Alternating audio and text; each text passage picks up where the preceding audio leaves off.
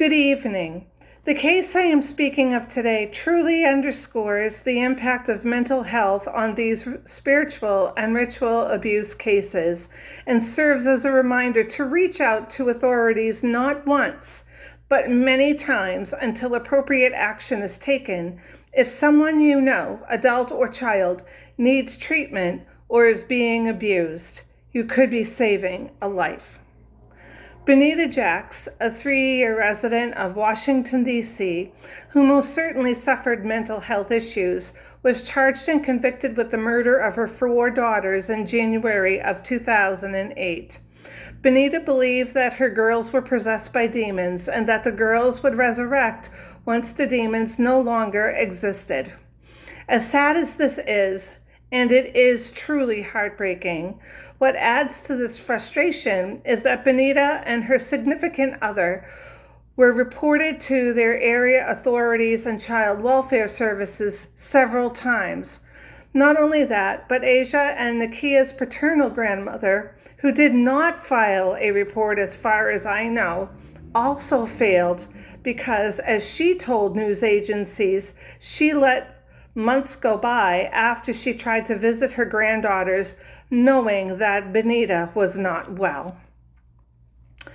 Here is how we know that Benita needed help, according to Adrian Fenty, mayor of Washington, D.C. at that time. A nurse reported in July 2006 that both parents were substance abusers and the children were living in a van. The case was prematurely closed because the family lacked a fixed address. Really? As the mayor said, and I quote, "That is the opposite of what should have happened," end quote. Allegedly, the child welfare services believe the family moved to Maryland, even though authorities in that state could not locate them.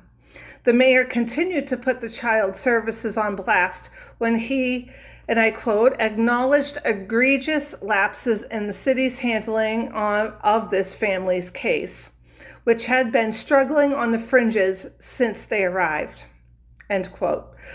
Benita's significant other passed away and had an even more profound effect on this already horrific situation. Brittany pulled her children out of school. A social worker did attempt to visit, knowing that Benita might have truant children in her house, but was not allowed in the home. The police officer that followed up said that the kids were being homeschooled and that they appeared to be fine. But they weren't. Not Benita, and most importantly, not her children. It wasn't until the U.S. Marshals showed up to Benita's hometown to serve an eviction notice when the children's bodies were found. 4 beautiful children did not have the chance to live their lives and make a difference in this world. Today, Brittany would be 34 years old. Tatiana would be 27. Nakia would be 25.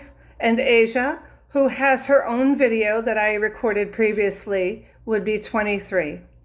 Mayor Adrian Fenty fired 6 social workers as a result of this sad, horrific situation.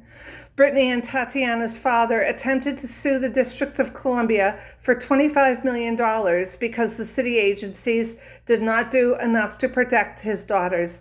And I'm sorry, I do not know the outcome of that lawsuit. Thank you.